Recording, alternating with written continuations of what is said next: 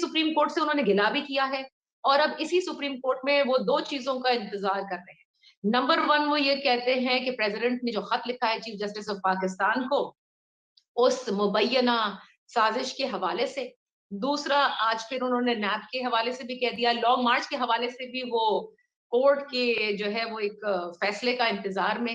تو مجھے بتائے گا کہ کیا وہ سمجھتے ہیں کہ سپریم کورٹ کیا ان کے حق میں فیصلے دے گا؟ نہیں, وہ یہ نہیں سمجھتے کہ سپریم کورٹ ان کے حق میں فیصلے دے.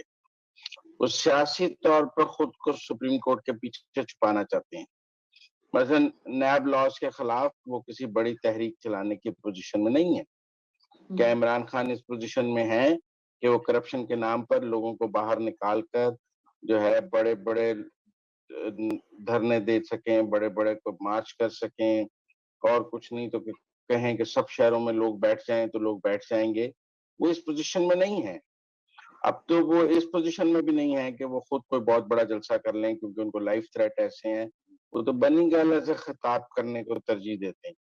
تو ایسے میں کیا کریں, خاموش رہیں؟ تو میرا مطلب ہے یہ تو آسان کام ہے نا, سپریم کورٹ میں پٹیشن ڈال دینا, ٹھیک ہے نا, اور پھر کوشش کرنا کہ سپریم کورٹ کے ذریعے جو پارلیمنٹ نے قانون سازی کی ہے اس کو نل اینڈ وائٹ کیا جائے, جو کہ ایک مشکل کام. لیکن یہ پارلیمان نے یہ قانون ایک نہیں 2 دفعہ پاس کیے. ایک دفعہ پاس کیے, صدر نے دستخط نہیں کیے, دوسری دفعہ پھر انہوں نے مشترکہ اجلاس سے کرائے.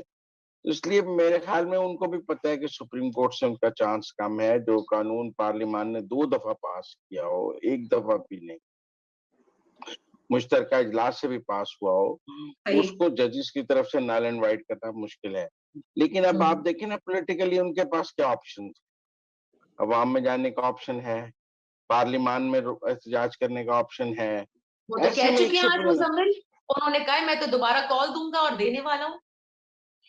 دیکھیں دوبارہ کال دوں گا, پھر میں امتیاز کہتے تھے میں فوراً 90 دن میں انتخابات کرا دوں گا. پھر وہ کہتے تھے کہ پھر وہ خود ہی کہتے ہیں کہ جو یو ٹرن نہ لے وہ بڑا لیڈر نہیں ہے. تو دیکھیں نا, کال دینے کے لیے جو محرکات انہیں چاہیے, وہ تو سپریم کورٹ انہیں کیسے گارنٹی کرے کہ جو ہے صوبائی حکومت ان کی کال کو دیکھیں وہ جلسہ کر سکتی. کال یہ ہو سکتی ہے کہ وہ کوئی پنڈی یا اسلام آباد میں بہت بڑا جلسہ کر لیں, اور جو مقامی ہو باہر سے لوگوں کو آنے کی اس طرح اجازت نہیں ہو. یہ بھی ہو سکتا ہے وہ لاہور میں جلسہ کر لیں, یہ بھی ہو سکتا ہے پشاور جلسہ کر لیں, کراچی جلسہ کر لیں. ایک نارمل پولیٹیکل ایکٹیویٹی تو وہ کر سکتے ہیں, لیکن کیا حکومت کو گھر بھیجنے والی ایکٹیویٹی کر سکتے ہیں؟ کیا نیب کی ترامیم کو ختم کروانے کے لیے کوئی دھرنا دینے کی ایکٹیویٹی کر سکتے ہیں؟ وہ مشکل ہے, اور جلسے بہت مہنگے ہیں. انہوں نے آلریڈی 20 کر لیے ہیں, ڈرائی آؤٹ ہو گئے ہیں, اور کتنے کرنے ہیں؟ پھر انہیں یہ بھی سمجھ آ گئی ہے کہ جلسہ 1-2 گھنٹے کی ایکٹیویٹی ہوتی ہے, اس کے بعد وہ سارے پیسے ضائع ہو جاتے ہیں. بات تو آپ پریس کانفرنس سے بھی کر سکتے ہیں, تقریر تو آپ ویسے بھی آپ لائیو کٹ ہو جاتے ہیں. تو جلسے سے جو مومنٹم بنانا درکار ہے, کیا اس وقت وہ اسکرپٹ موجود ہے؟ وہ اسکرپٹ موجود نہیں ہے. کیا جلسے کرنے کے بعد کوئی مارچ کرنا ہے, کوئی دھرنا دینا ہے, کچھ کرنا ہے؟ کیا کرنا ہے جلسہ کرنے کے بعد؟ اگر انتظار ہی کرنا ہے اگلے اگست کا, تو پھر آسان ہے, سپریم کورٹ میں پٹیشن ڈال دیں, 3-6 ماہ چلتی رہے گی. پھر کہیں گے کہ ہمیں وہاں سے بھی انصاف نہیں ملا. ہاں, تو یہ جو آپ نے کہا نا کہ اسکرپٹ میں ابھی یہ گنجائش نہیں ہے, ہاں کوئی اسکرپٹ نہیں ہے, تو اسکرپٹ میں جو ہے ان کا رول ابھی ختم ہوا ہے, تھوڑے عرصے کے لیے بریک ملی ہے, ٹوٹل ختم نہیں ہوا. اس کیریکٹر کو جیسے وہ سوپ آپرا چل رہی ہوتی ہے, کیریکٹر ختم ہو جاتے ہیں نا, ایسا نہیں ہے. میں سمجھتی ہوں اسکرپٹ میں ابھی گنجائش ہوگی, تبھی ان کو تھوڑے دن کے لیے کہیں باہر ملک بھیج دیا گیا اس ڈرامے میں, کیونکہ اسکرپٹ رائٹر بھی اپنی جگہ اسکرپٹ تو لکھ رہے ہیں. فی الحال اسکرپٹ رائٹر کی اسکرپٹ میں ان کی جگہ نہیں, فی الحال نہیں ہے. اچھا نہیں. اچھا, ہاں, اور آئندہ آنے والے دنوں میں وہ ان کے بیہیویئر پر ڈیپینڈ کرتا ہے. جو ان کا پچھلا کانڈکٹ ہے اس کے نتیجے میں تو اسکرپٹ رائٹر انوائے سے انوائے ہوتا جا رہا ہے. اب یہاں تو اسکرپٹ رائٹر ہی بدل جائے اور کسی نئے رائٹر کا اسکرپٹ آ جائے, اور وہ ان کو موجودہ اسکرپٹ رائٹر اگر رہتے ہیں, اور اگر کنٹینیوٹی ہے اسکرپٹ رائٹرز کی, تو پھر عمران خان کا رول نظر نہیں آتا ہے. ہاں, تو یہ آپ کنٹینیوٹی کے چانس کتنے ہیں؟ کنٹینیوٹی کی 2 اقسام ہے. کنٹینیوٹی ہے کہ وہی فرض رہ جائے, اور ایک کنٹینیوٹی ہے کہ اس کی مرضی کا نیا فرد آ جائے, ٹھیک ہے نا, لہذا زیادہ چانسز تو ہیں کہ یہ فرد کی تبدیلی بھی نہیں ہوگی, تو مجھے جہاں تک لگتا ہے, تو آپ کو کیا اس لیے لگتا ہے, اگر دوبارہ کہیے گا سوری, کہ فرد کی فرد تبدیلی نہیں ہوگی؟ نہیں ہوگی, مجھے لگتا ہے کیوں یہ چانس نون لیگ لینا نہیں چاہتی؟ جانے والے کا بھی جانے کا کوئی موڈ نہیں ہے.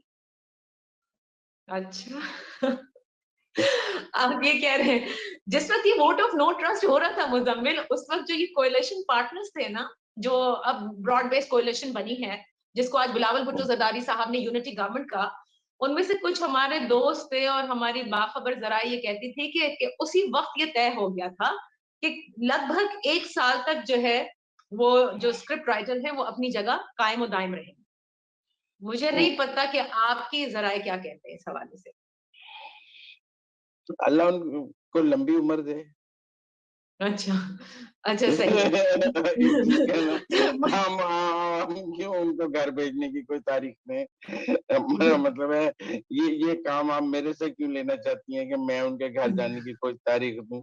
میرا تو ایسا کوئی موڈ نہیں ہے, جب ان کا موڈ نہیں ہے تو میرا کیوں ہوگا, اچھا ٹھیک ہے صحیح نا. صحیح. اچھا Muzammil, on a very serious note, NAB amendments کے حوالے سے بات کرتے ہیں. یہ جو بارِ ثبوت کا ذکر کیا جا رہا ہے کہ اب یہ نیب پر ہوگا and not on the accused, آپ کے نزدیک یہ صحیح ہے؟ اور یہ جو گرفتاری کے حوالے سے ہوتا تھا کہ پہلے گرفتار کر لو پھر نیب انویسٹیگیٹ کرتا تھا, لیکن اس حوالے سے عمران خان صاحب جو ہیں وہ اس کو اس طرح سے انہوں نے ایکسپلین کیا کہ اب کسی کو بھی آپ نہیں پوچھ سکتے کہ اگر میں پرائم منسٹر ہوں اور سڈنلی میری جائیداد بڑھ گئی ہے تو مجھ سے نہیں پوچھا جائے گا کہ بھائی آپ کہاں سے لے کر آئے, بلکہ نیب خود یہ دیکھے گا کہ یہ کہاں سے لے کر آئے. something like that, you know, he said. تو اس سے لگا یہ کہ جیسے اب کرپشن جو ہے وہ بڑے عام ہو جائے گی, ایسٹ بیونڈ مینز لوگ کرتے رہیں, آپ کے اکاؤنٹس میں پیسے بڑھتے رہیں, آپ ill gotten money لاتے رہیں اور کوئی پوچھنے والا نہیں ہوگا. آپ کو کیا لگتا ہے, is that what the amendment is all about? ذرا ناظرین کے لیے بتائیے نا. دیکھیں, ایسٹ بیونڈ مین کے قانون کو ایک ہتھیار کے طور پہ استعمال کیا گیا پولیٹیکل مینوفیکچرنگ کے لیے اور پولیٹیکل مینوورنگ کے لیے. یہ ٹارگیٹڈ, اس کا ٹارگیٹڈ استعمال کیا گیا کہ کس پہ کرنا ہے اور کس پر نہیں کرنا. کیا ہم یہ کہہ سکتے ہیں کہ پچھلے 4 سال میں یا مشرف صاحب کے 10 سال میں اس قانون کا کوئی منصفانہ استعمال ہوا ہے؟ It was a bad law.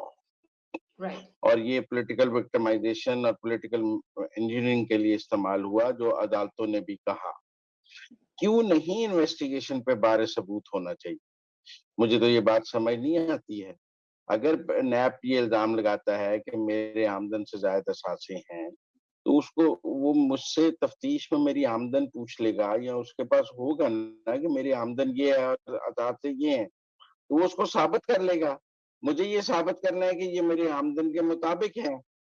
بارِ ثبوت صرف نیب پر تو نہیں ہوگا, نیب نے تو یہ ثابت کرنا ہے کہ میں ایک سرکاری ملازم ہوں, یہ میری تنخواہ ہے اور یہ میرے اثاثے ہیں, ٹھیک ہے نا, اتنا ہی ثابت کرنا ہے. یہاں میں ایک پالیٹیشین ہوں, میں ایک شوگر مل چلاتا ہوں, یہ میری اس کا پروفٹ ریٹنگ ہے, یہ میرے اثاثے ہیں.